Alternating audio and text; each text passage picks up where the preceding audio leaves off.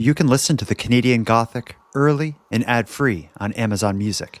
Include it with Prime. Just said she was detained in South Korea as a drug mule. She thought that she was in love with somebody, but I guess not, and she had no idea. She had 3 babies with Normand and then a 4th with another man.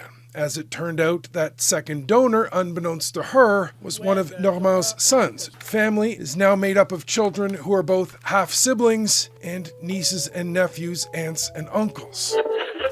When I just came around here, it smelled like sewer. How strong is it? Strong enough for me to recognize it.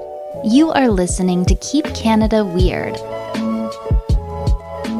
Handsome Air and Airport. We've had a week off, which is unusual for us, but we're back tonight with episode 206 of Keep Canada Weird, our weekly weird news roundup where we celebrate all the unusual things that, in this case, happened over the past 2 weeks. But before we get into them, let me ask you... Oh, Ken Tiggs opening the episode. Welcome, Ken Tiggs.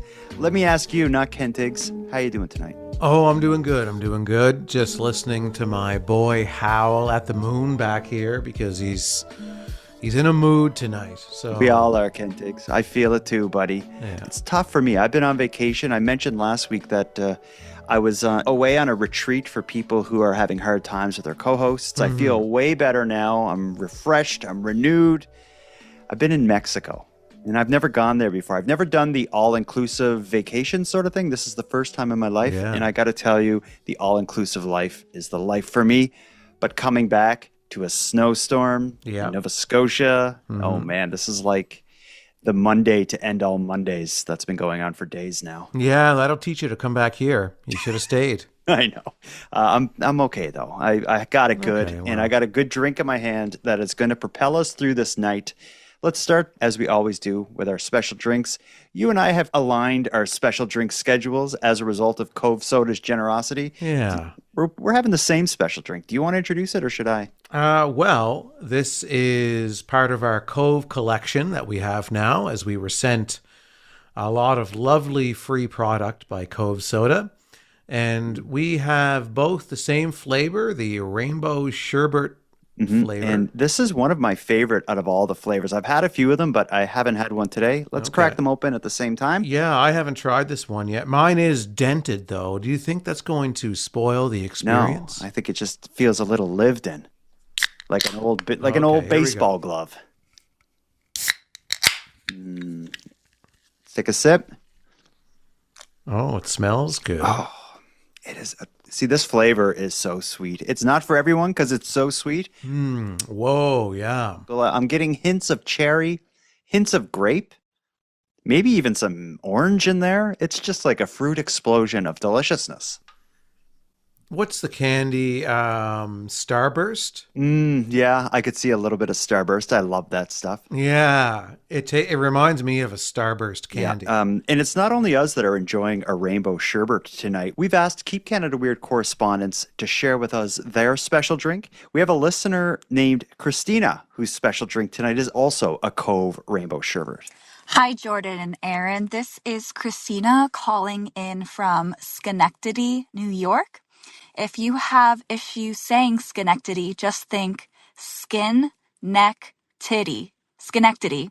I am so glad the Cove Soda boycott is over because at my local Target here in Glenville, which is in Schenectady, we have Cove Sodas. And I've been eyeing these bad boys for a while, and hearing you talk so highly about them every week made me stop by after work and buy a 12-can pack.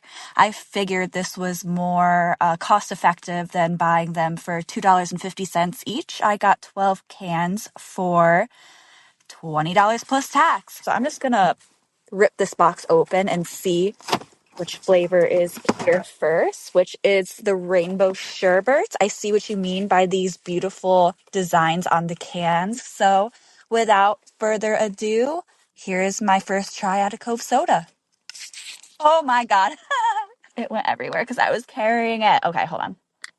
I just got a little bit on me. Let's see.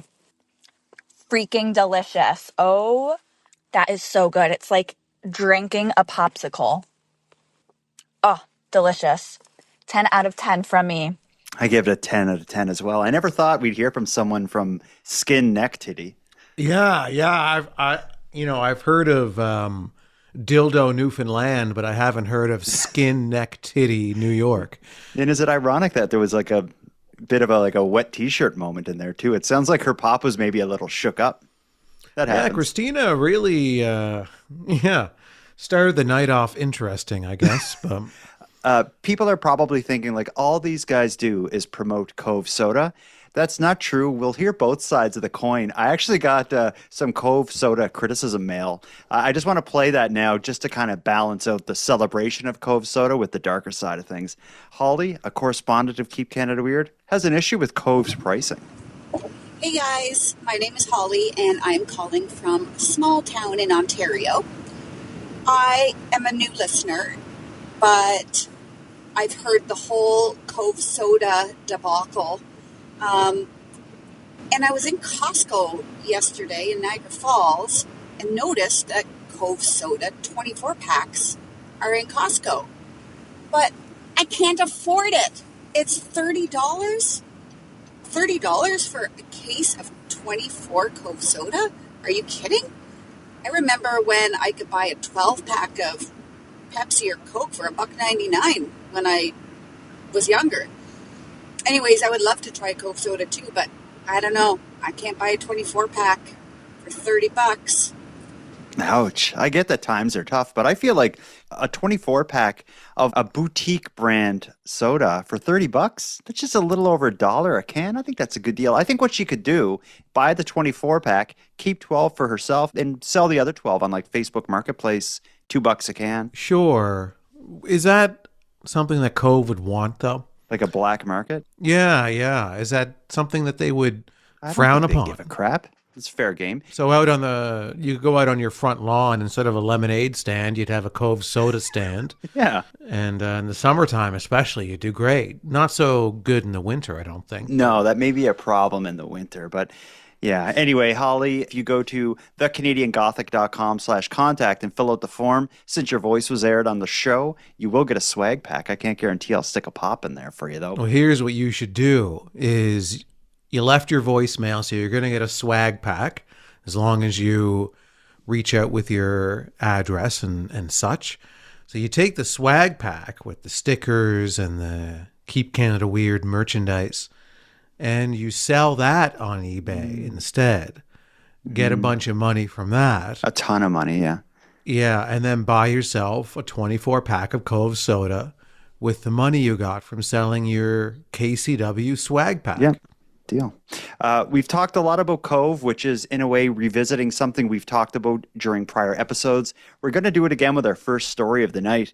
We got an update to a story we previously covered. The story involves the Quebec father and son who are accused of fathering hundreds of children through sperm donations. A Superior Court judge has now stepped in and has temporarily barred both men from donating sperm.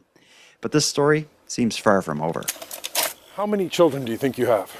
Yes, a little bit more than 109. If that number seems high, Philippe Normand says he's not done. He's been donating sperm for close to 20 years and says he sees it as a sort of responsibility to reproduce. Well, one of the women he helped get pregnant 3 times says she didn't know he was so prolific. Did you hide that fact? No. How is there a misunderstanding then? Well, I think that she wanted me to stop, and the way to get me to stop is to invent that thing. Now, it was that mother who went to court to get this injunction. She's referred to by the initials MM in the document. She had 3 babies with Normand and then a 4th with another man. As it turned out, that second donor, unbeknownst to her, was one of Normand's sons, Dominic Silos. The family, MM's lawyer says, is now made up of children who are both half-siblings and nieces and nephews, aunts and uncles. She specifically asked those men if they knew each other, and they denied it.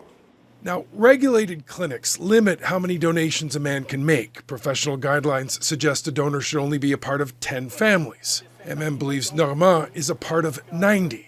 After some online sleuthing, she told the court she tracked down 162 children from Normand and 451 from Silos. Most of them are in the Montreal region and many around the same ages, meaning there is a risk of accidental incest. The judge's injunction temporarily bans the two men from donating sperm in Quebec. MM's lawyer intends to seek a permanent ban.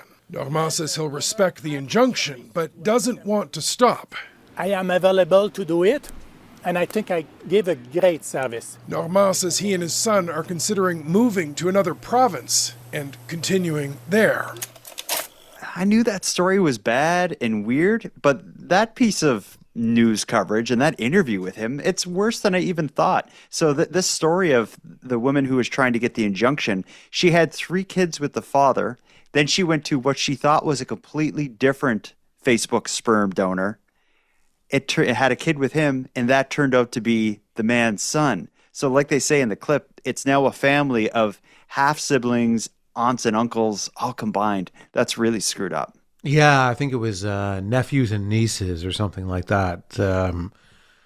Siblings and I don't know. It's so confusing. But if there's 4 kids, they're all half siblings because they got the same mom, but 3 of them would be aunts and uncles to the one niece because there was one kid with his son, which is just not normal. And if she did ask them and they said they didn't know each other, I feel like she could, go after more than an injunction to prevent them from doing this. Yeah. And yeah, the whole thing is just so friggin' weird.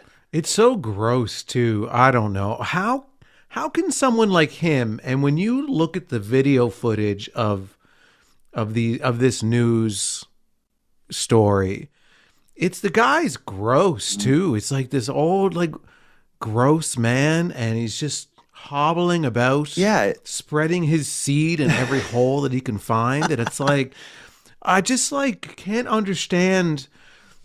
He can't be the only person on Facebook offering up sperm. Yeah. Why is everybody going to this guy? Well, more people are going to his son, and his son is more put together and looks a little more professional, I guess. So maybe that's why his son has the 450-ish kids, and this guy just has 140. But this guy looks more like he should be selling stuff at a flea market than being involved in this sperm donation scheme. The whole thing is bizarre. But at least at this point, there is the injunction preventing them from doing this anymore in Quebec until a more thorough review and decision can be made by the courts. But this story is far from done, as you hear. The father and son, they act like it's their mission to continue doing this, and they're willing to leave the province and do it elsewhere. So, yeah, like I said, I think we're going to hear more about these guys before Keep Canada Weird episode 1000. Yeah, again, they'll find a way to keep doing this. They'll find a way they must have some type of fetish into turning the world into them, having their genetic code be the dominant code of all of humanity. It seems I can't really understand any other motive as to why they would want to do this. But I still can't understand that there's enough people willing to get unregulated sperm from other people on Facebook. These guys have a waiting list for their sperm. They can't produce enough of it to keep up with the demand for their sperm. And they have repeat customers. That also blew my mind in this story now. This woman went back 3 times. Can I have some more? But of course you can. It is a bizarre, almost absurd thing. And it is, like you said, it is yucky. So let's move away from it. Let's take our first break. And when we get back, we'll begin our first segment of this week's Weird Canadian News Stories. And this is an interesting one. We've never done this before. We're going to hear a duo of stories that relate in one way or another to international borders. So after this short break, we'll talk international borders.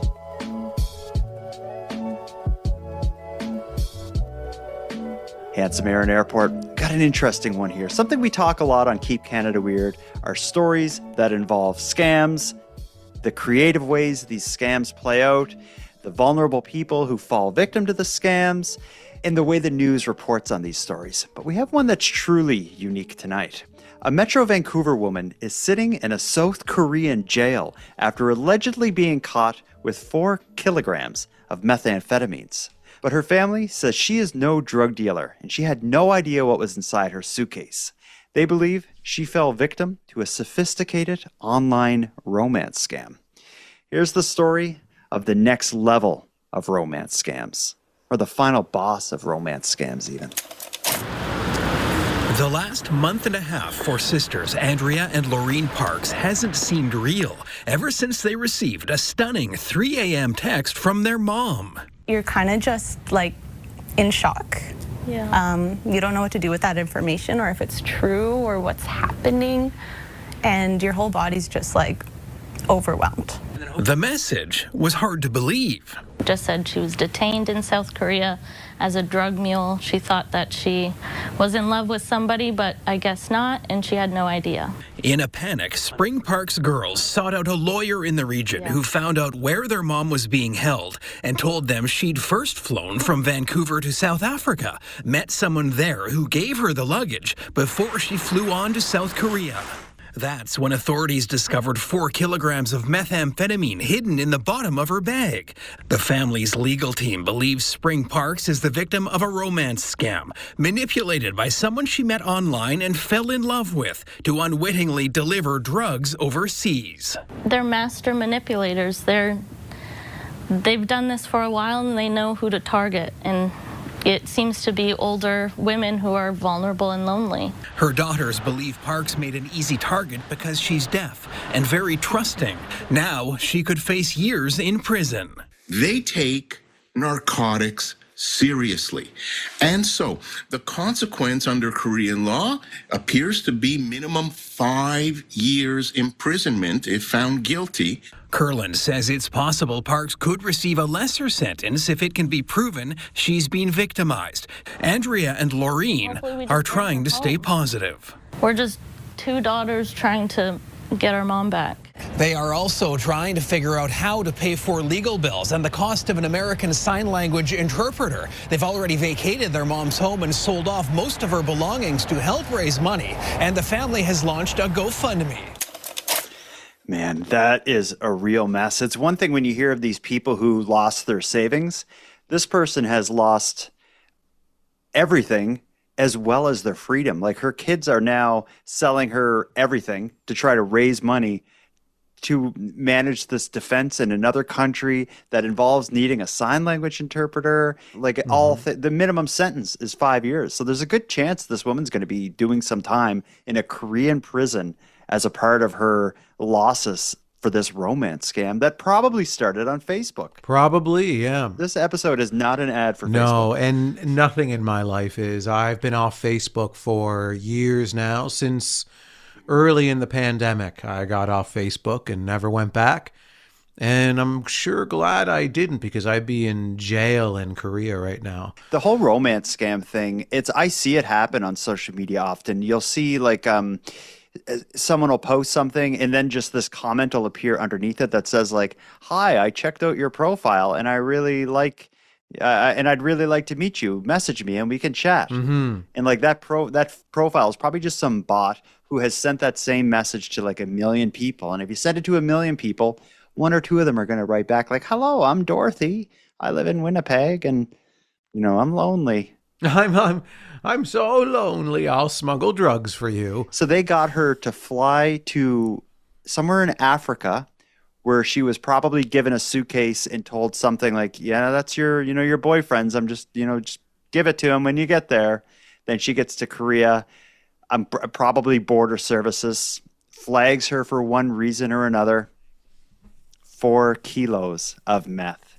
And yeah, it's like, I feel like if this crime happened the other way and someone was like bringing something into Canada would probably be a bit more like willing to entertain the idea of them being a victim of this scam and they're vulnerable and, we'll make things happen. It's on the news and, people like, I don't know, something happens and it's okay. But I feel like this woman in Korea is going to have a hard time getting them to be like, "Yeah, it's all right. You can go home." But what I'm wondering is, I think she might have gotten off easy in this situation because what was going to happen to her when she landed in Korea. So flies to, where was it? Somewhere in Africa? Yes, Africa. Somewhere in Africa and South Africa, wherever. And they give her another piece of luggage that has the drugs hidden in it, says whatever to her, like, this is, wasn't she? I mean, I would have been suspicious as to why am I meeting people in Africa and, oh, just go there and pick up this this luggage for me, sweetheart, and don't look inside, and then fly here to Korea to meet me, and it'll be wonderful. But imagine she makes it to Korea. Mm-hmm. She's got the drugs. What happens to her after that? Yeah, she gets off the plane. Who does she meet? Because the guy she's been talking to online doesn't exist, presumably. She's meeting some like organized crime drug traffickers who have a network that spans Korea to South Africa and involves finding vulnerable people on Facebook. So yeah, she would have been getting into a pretty dangerous situation. Who does she meet at the airport? I'm hoping what would have happened is someone would have just ran up to her, grabbed the suitcase, and took off. And she would have been like, what? Any number of things could have happened. Things could have gone wrong, or I don't know. That was a pretty dangerous situation that she was flying into there. So it's quite possible that this was a blessing in disguise, her getting arrested and caught with this halfway through the trip, or whatever portion, I guess, in, when she got caught. So yeah, every outcome is bad. I guess in a way, at least the outcome she's in now has some accountability, and they're probably not going to torture her and kill her or something, because she's in, the hands of government. The people that she would have met with had she not been busted may not have been that kind to her. The other layer that's on top of this is she's hearing impaired, which makes the whole thing more complicated. Mm-hmm. In a Korean jail, not only does she not speak the language, she's hearing impaired. Like, it's going to be so difficult and complicated, both existing in a Korean prison, also dealing with, the trial and defending herself. This woman's life is destroyed, and I feel horrible for her, and I feel horrible for her children. And I think this shows just the level of depravity that these people who do these kinds of scams, that what they're willing to do. It's shocking. And when you see a story like this in the news, you're like, how could someone fall for this? But it happens all the time, and it just seems to get worse with every news story that plays out.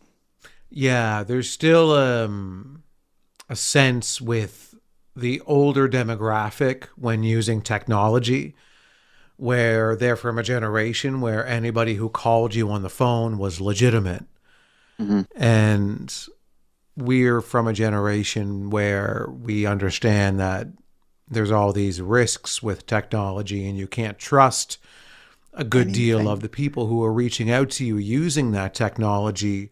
Whereas somebody who's in their 70s or, their 80s or whatever is not going to have that same wherewithal to understand all of the dangers that are lurking around the corners on the internet. Yeah. And I hate to talk about AI ever, because the topic is just so dystopian to me. But there was also a time very recently where generally you could sense a scam because it would have the language was bad, and it was obvious that whoever was writing you didn't have a firm grasp on the English language.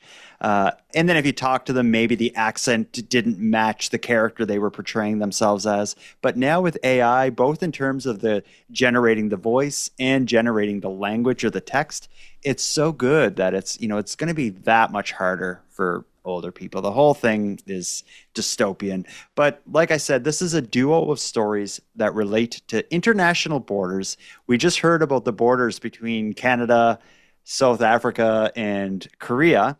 Let's try a different border here, perhaps an even more contentious border. A Surrey, BC cat named Louis Vuitton has become a local legend for casually crossing the Canadian-American border like it's no big deal. While surveillance cameras Guards and helicopters monitor the area. This cat simply strolls back and forth, paying no attention at all to these silly human games. Here's the story for one cat who has no time for these imaginary lines that humans built. This is Zero Avenue in South Surrey, and these picturesque homes sit smack on the border. This side is Canada, across the street, the United States. No fences or concrete blocks, just a little ditch and signs warning, don't even think about crossing. Oh, it's very secure, yeah. And people follow the rules, except for one resident, him. Unfazed by jurisdictional authority, he is the Canadian border-jumping kitty cat. Illegal. What? I think it's because he's got 4 legs, not 2. Decidedly confident, ignoring the watchful gaze of border agents and that machine in the sky that's as useful as the dog as far as he's concerned. Several times a day, almost every day, he shows little interest in international law and carries on his very important work of mousing. He's a cool little cat, keeps coming back and forth and says hello to everybody. His name? Louis. Officially, Louis Vuitton, like the designer. And his styling cross-border feline feats are now so famous. I love it. He's become a local legend. Kind of flaunts his recklessness for the law. Now, Mr. Vuitton is particularly good at catching all sorts, and he has been known to smuggle the goods across the border and leave them on the doorstep. I bet he did not declare them. We're not sure whether U.S. agents have caught up with him for questioning. We do know he had no interest in a TV interview. Doesn't go through customs. He's got a passport. If he did, it would show the cat who turned 6 on July 1st, Canada Day, will hop back over the line when he's good and ready.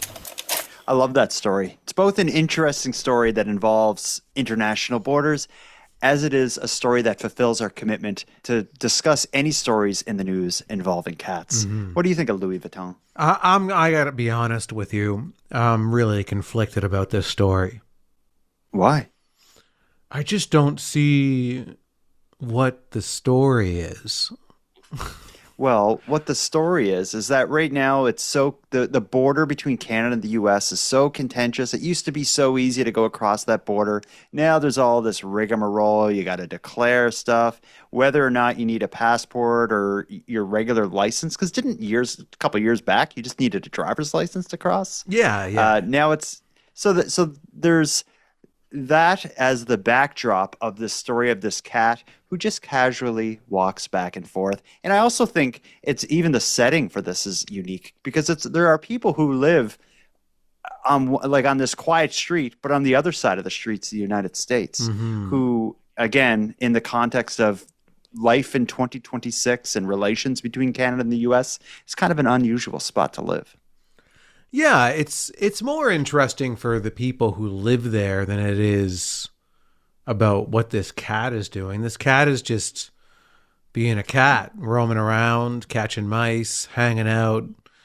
And I could see if it was scaling some kind of a wall and going over and then coming back all the time. That would sneaking in. Yeah, that would be interesting. And they were actually trying to prevent him from doing it. Yeah, and he kept getting away with it, and that would be cool. This story is just, the cat is just, like, its backyard is the border, so it's just hanging out and moving around. The border, for people who haven't seen the clip, the border is basically what you'd see on the side of the road where when it rains heavily, mm-hmm. On a rural road, the water flows through there, I guess like a shallow trench or something. Kind of. Sort of, yeah. And so and the grass is kind of long and unkempt there. So of course it's a great spot for a cat to go find mice and snakes. Yeah. It's just I had seen this story pop up on my TikTok not long ago. And I was like, I don't understand. There's probably thousands of animals in that area that go back and forth over the border. Well, maybe that's all the time. Maybe what makes this story good is the fact that humans take this border and these rules so seriously, but it's really, like I said, this imaginary line. And cats, birds, probably dogs, probably all sorts of critters, the mice and the snakes that Louis Vuitton is eating, The way they exist around that just shows how silly these lines are. And maybe this is a story that brings us together. Maybe we should be more like Louis Vuitton. And just break the rules. Is that what are you a rule breaker, Jordan? Maybe we need to soften. No, I don't know, because the borders are important too, I guess. They are important. So this story is conflicting. A lot of those rules are there for a good reason. Damn it, I don't know then. I just don't see. Sometimes we cover a story where I find it more interesting that the fact that a news organization went out and gave time to this thing, as opposed to the actual story itself. So what I find the weirdest about this story is the fact that there was news coverage on it, and they made it a story. Yeah, I think they made it an interesting story. When I came upon this, I found it compelling. I don't know the whole story of this, but they did describe him as like a local legend and a viral star. So there was something happening that led to the news finding out about this cat. Yeah, I imagine it was probably a social media account of some kind where... Yeah, friggin' Facebook again. Well, probably TikTok. I could see this being a TikTok thing.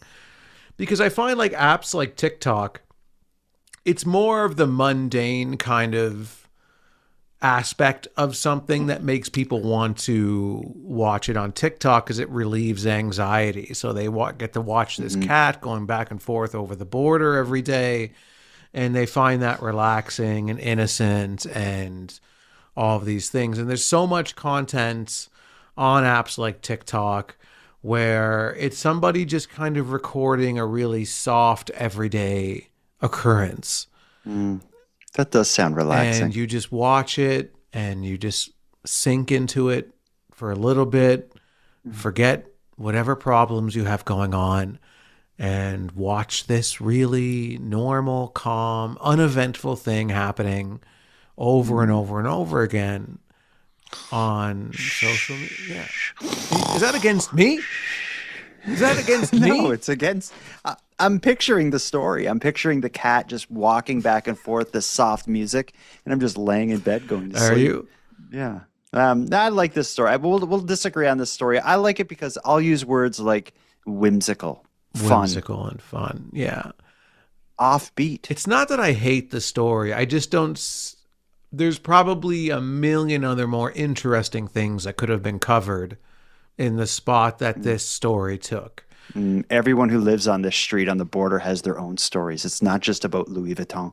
We've heard other interesting border stories. You remember, we're probably going back 100 episodes to Keep Canada Weird, but we heard the story of the library where the library sits right on the border. Yeah, right on the border. Yeah, so you can go in one door. The Canadians go in one door, the Americans go in the other, and they can't, exit the other doors. I bet you there's a lot of interesting border stories. I think if you sent a news crew to every town that is a border town, there would be endless stories like this. And I think someone should find them, seek them out, and celebrate them. And maybe prove Aaron's point that there are far more interesting stories than Louis Vuitton, the Canadian cat who's killing all those American mice and snakes and bringing them back. Yeah, because that cat is just roaming around its feline radius. That's all it's doing. It's not special. But what about the fact that the cat's birthday is Canada Day? That's probably the most interesting part of the story. Okay.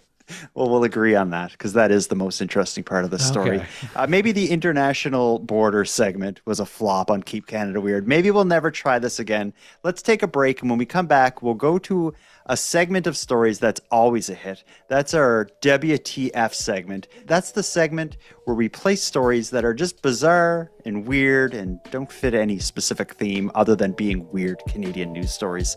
After a short break, we'll travel to Calgary and hear about an unusual stink.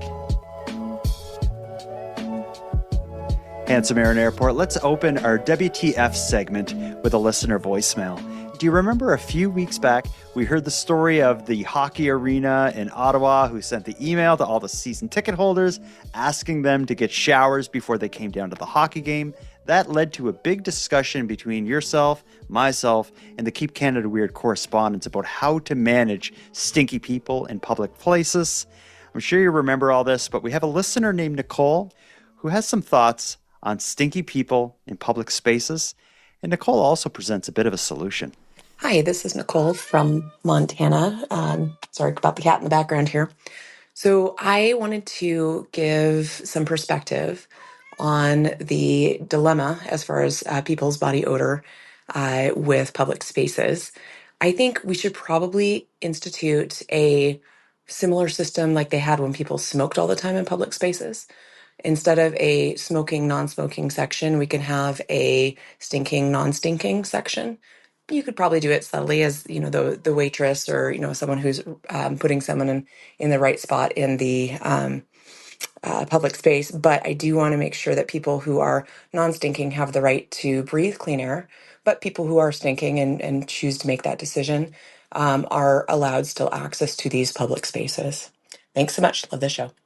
I like that approach. Very inclusive. Everyone gets in, but you just have a little bit of a divider there, much like smoking and non-smoking, which was such an unusual time. I'm sure there are people out there listening to us who still have smoking, non-smoking stuff in their communities, because I know some parts of the U.S. especially, I think, have different kind of rules on smoking in public. Here in Canada now, it seems like you can't smoke anywhere. No. But there was a time in our lives where you would go to McDonald's and it had a smoking and a non-smoking section. Yeah, I miss those little tinfoil ashtrays.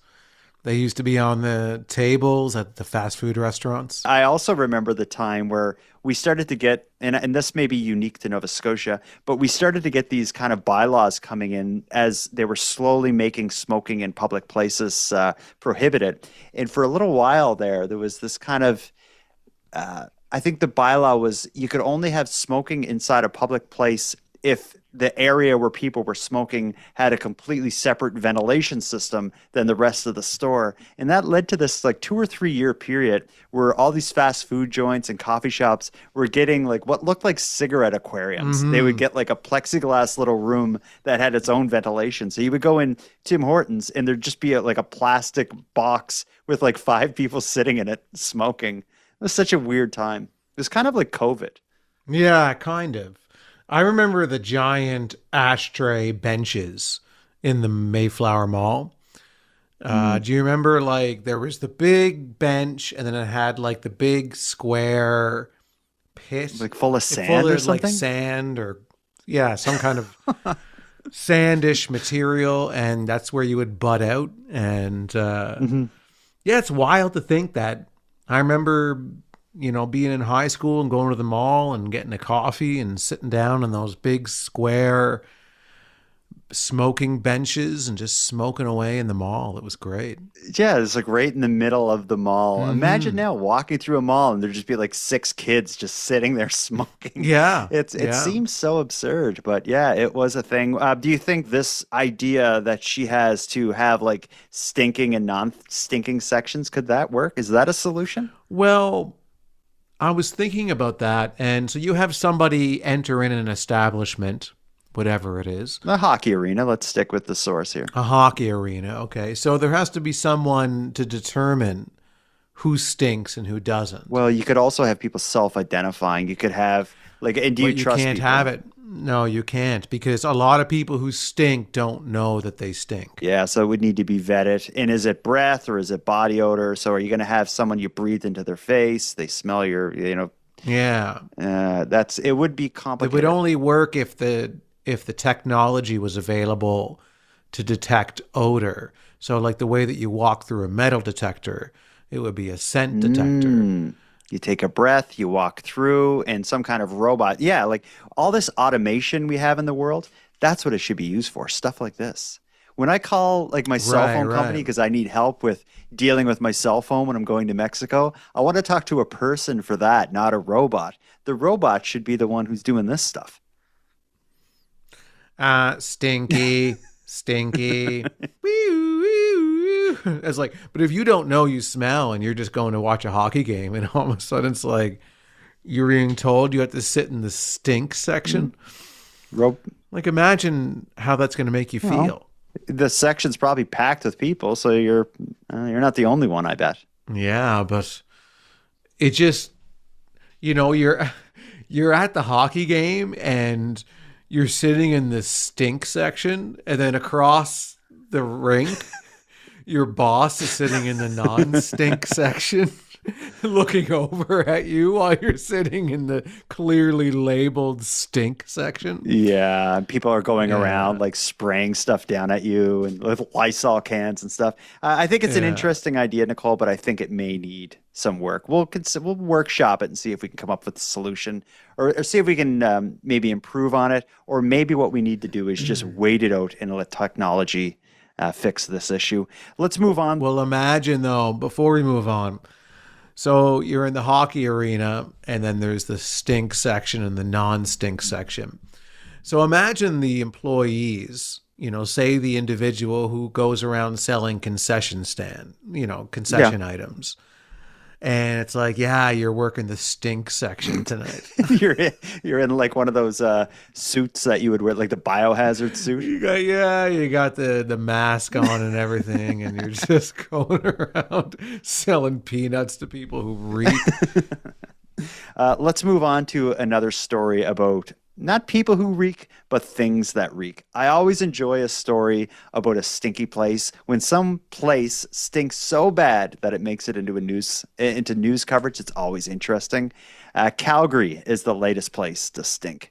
A powerful mystery stench has spread across large parts of East Calgary last week, triggering a wave of emergency calls from concerned citizens. Here's the story about something stinky in Calgary.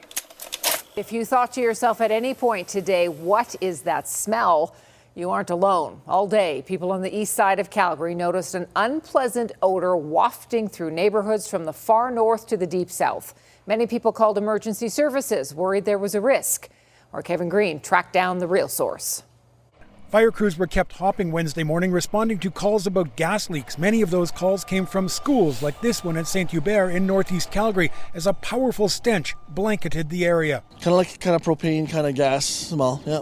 Is it strong? Yeah, it's in waves, yeah. Yeah, it does smell like a little bit like a gas. Durian fruit. Well, it's not durian, but it is organic. The smell comes from the runoff ponds at Calgary International Airport. Is the compounds they use to de-ice when that runoff is collected into retention ponds around the airport. And what it is when it's underneath the ice in the winter, most people don't really notice it, but as soon as we get the warmer conditions in the spring, then it basically smells like a rotting type of smell. All across the east side of Calgary, from Riverbend in the south to Harvest Hills in the north, the unpleasant odor swept through in waves. When I just came around here, it smelled like sewer. How strong is it? Strong enough for me to recognize it. This has been a problem for years now, and it's one the airport says it's addressing. The fire department agrees the odor of these ponds isn't toxic, but says people shouldn't assume any smell of gas right now is from the airport. They don't want to miss a real problem. I really enjoy a news clip where they're just getting people to describe like a stench, because of course the viewers of this news program can't experience it. So you have to just go up to a bunch of people like, what does it smell like? Sewer. Yeah. Propane. Durian fruit. What a specific thing. Durian fruit. And then at the end of the story, the news reporter is like, I don't really smell anything at all right now. Yeah. I guess it turned out to be nothing. De-icing. It means melting ice, removing ice, but it seems that word is only used for airplanes. I've never heard de-icing anything other than an airplane. Yeah. I'm wondering though, so this smell has been around seemingly for years, because they mentioned in the story that it's the the product from the de-icing of the planes. It's runoff. It goes down. It's been happening for years. Was it just that much more intense this time that nobody knew what it was and then called in to complain about it? But you would think that they would recognize that smell from previous years when the snow is melting and the de-icing runoff is being released into the air. Yeah. You would think if you lived near, much like the people who live on the border community that Louis Vuitton is at, you'd think if you lived near the airport or had a school near the airport, every spring it's going to stink like sewage and durian fruit when, the snow starts to melt. Something unique, or for whatever reason, it must have been extreme enough that led to multiple calls to 911 reporting things like propane leaks or possible propane leaks. Something unique happened. Maybe it was Yeah, I don't know what it could have been, but maybe just the stars aligned in such a way that there was a lot of this de-icing compound in the ground, and the ice and snow melted quickly, exposing it to wind that allowed it to waft. Wind that allows it to waft. Waft, like something wafting. That's another, like de-icing is a term for planes. Wafting is a term for stink. Can anything else like be wafting? Just it's the movement of stink is what wafting. Yeah, I guess it's hard to describe it in any other ways other than it's like wafting in. It just wafts on top of you. I don't know what this de-icing compound is. I just assumed it was like salt water, because that's what you melt ice with on your driveway and most other public places. Couldn't they just spray like salt water on a plane? Maybe there's a reason they don't do that. It could damage the paint or something. I'm sure there is. Yeah, salt can be very damaging to many things. So I'm sure there's a very good reason they don't use salt. And I would recommend you leave this one up to the professionals, Jordan. Yeah, I'd say. To come up with the de-icing solutions. But at the same time, I don't want to live in a stinky town, a town that, like, spring is usually, a season of rejuvenation and excitement because winter is over and it's getting warmer and the weather is getting nicer and you're spending more time outside. But if it just in your town, it stinks in the springtime. It's not really a season that you would begin to celebrate. But I have another question too. So this is an airport. It's de-icing runoff chemicals or whatever. How come this isn't happening at every airport in every town in every part of the planet? Yeah, that's a good point. Are you suggesting perhaps a cover-up of some malicious or nefarious going-ons at the Calgary airport? Like, it is oddly specific. We cover a lot of stinky places stories, and I've never come across something like this. As an expert on weird Canadian news, I've never seen this. And as someone who grew up next to an airport. That's a good point. Hey, you lived right there. If that stink from the Sydney airport was going to be wafting anywhere, it'd be wafting right towards your backyard. That's right. It would be wafting right on top of me and smothering me.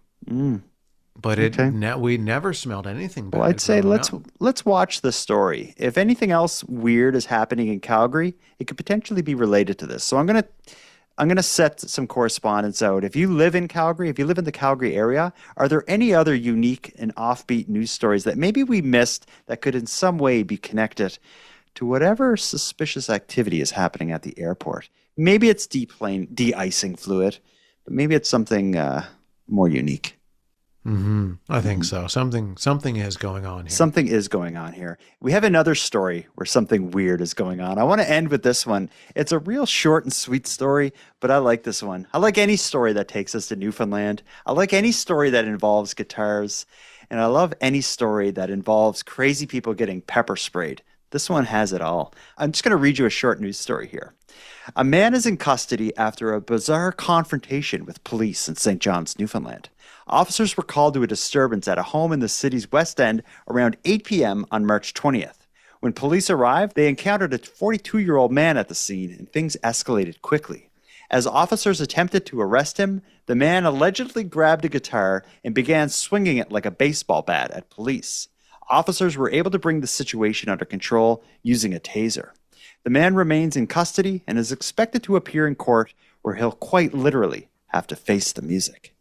So we know very little about this story. I've done some searching, some researching, some Googling. I could find nothing on this other than just a short article in a local newspaper that said just a little more than what I just read to you there. But what do you fill in some blanks for me here, Handsome Aaron Airport? What's going on there? What would lead a 42-year-old man to attack some police with a probably acoustic guitar? I only have one answer to this, and people who are close with me know that I'm a big fan of professional wrestling.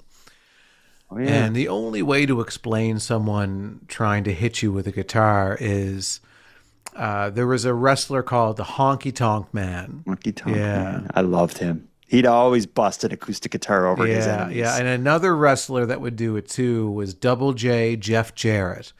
He would also Okay. bust a guitar over your head if he had to.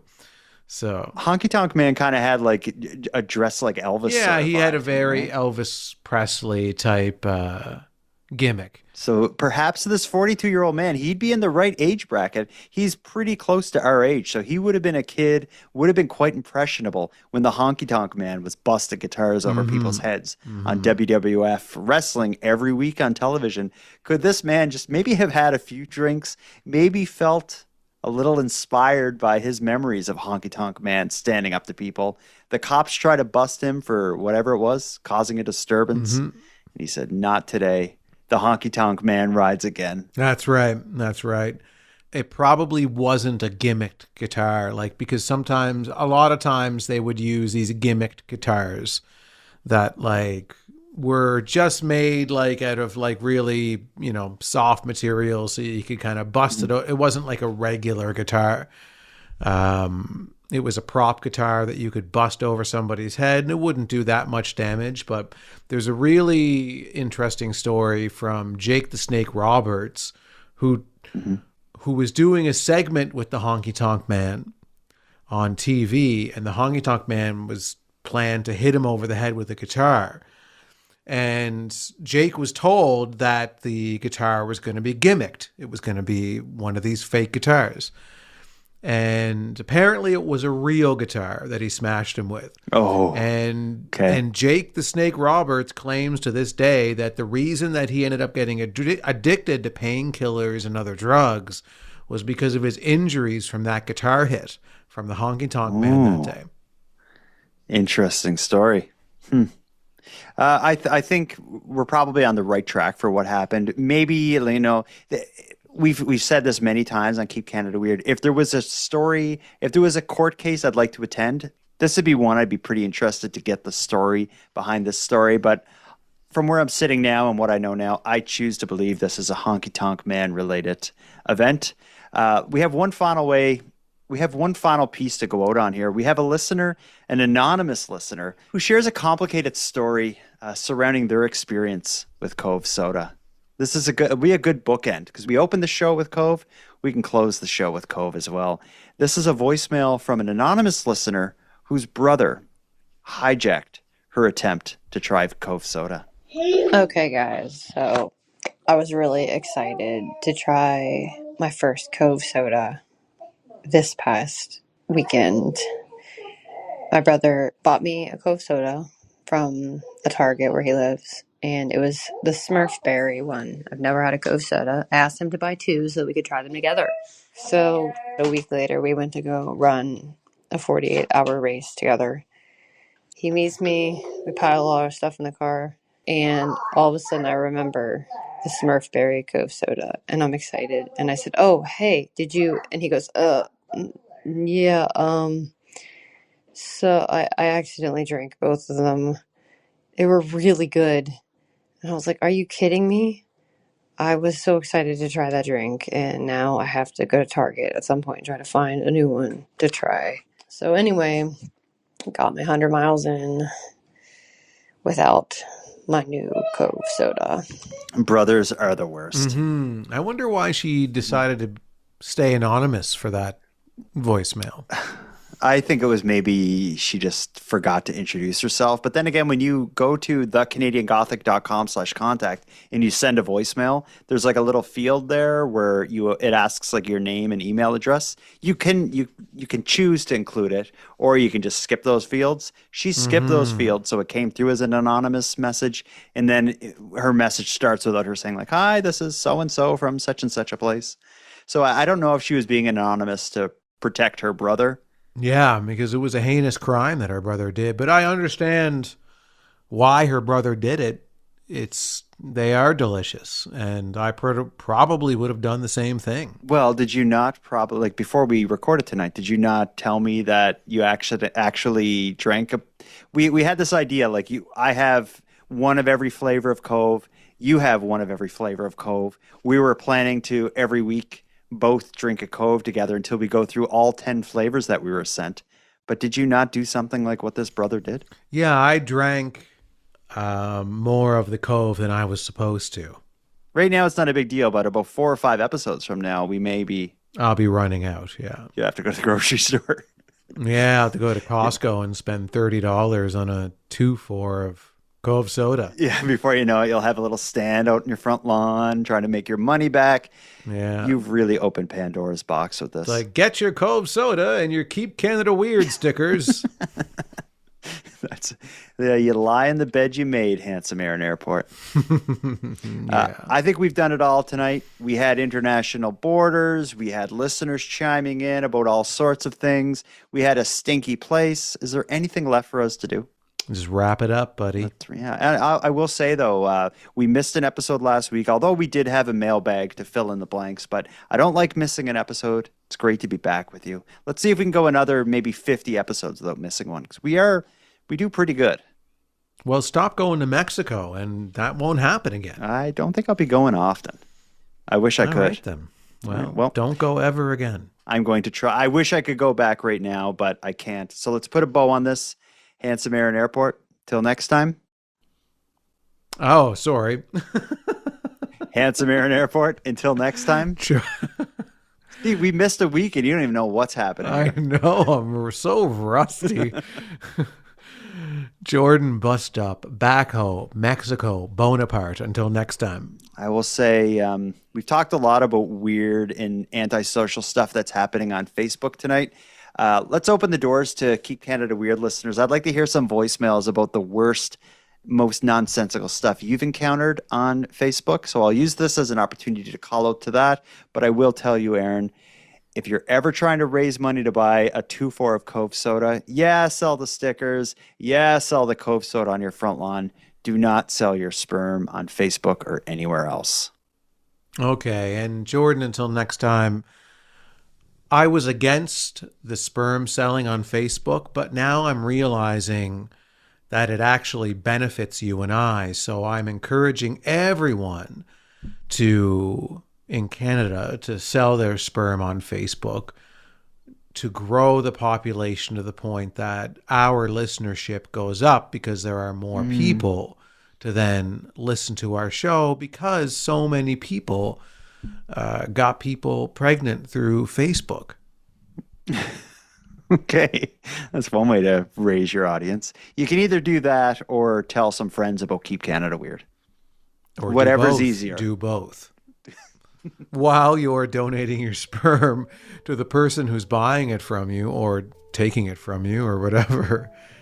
Be like, oh yeah, you like my sperm? Great. And have you heard of this show, Keep Canada Weird?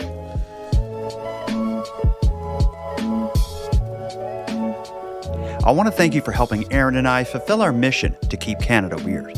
Now, if any one of you listening want to get more involved in what we're doing, we need all the correspondence we can get. So if something weird happens in your area, or if you have any thoughts on anything we discussed tonight, let us know about it. The best way to reach us is by using the voice recorder that can be found at thecanadiangothic.com/contact.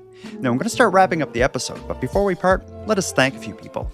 First of all, Aaron and I want to give a big thank you to all the correspondents who contributed to this episode. If your voice message was aired on the show, go back to thecanadiangothic.com/contact and fill out the form to claim your swag pack and Keep Canada Weird badge. We'll happily get it right out to you. Next, a big shout out to Unicole for the intro and outro voiceovers, and Monty Data, who provides the outro version of O Canada that you're about to hear. And then lastly, but most importantly, we have a massive thank you to every one of you listening, as without your interest and your support, this work would be impossible. And for any one of you out there who want to support the show financially and get more out of the show at the same time, please consider the premium feed. Our premium feed subscription costs just a couple bucks a month, and that money will fund the creation of new episodes. But the premium feed will also give you those episodes early, give them to you ad-free, and give you access to a full back catalog of Keep Canada Weird episodes and bonuses. You can go premium at thecanadiangothic.com/subscribe. And even if the premium feed isn't for you, you can still support the show by simply sharing episodes on social media. That's free, and it's a big help. So until next time, take care of each other, hug your loved ones tight, and please keep Canada weird. And keep Canada weird. Please keep Canada weird.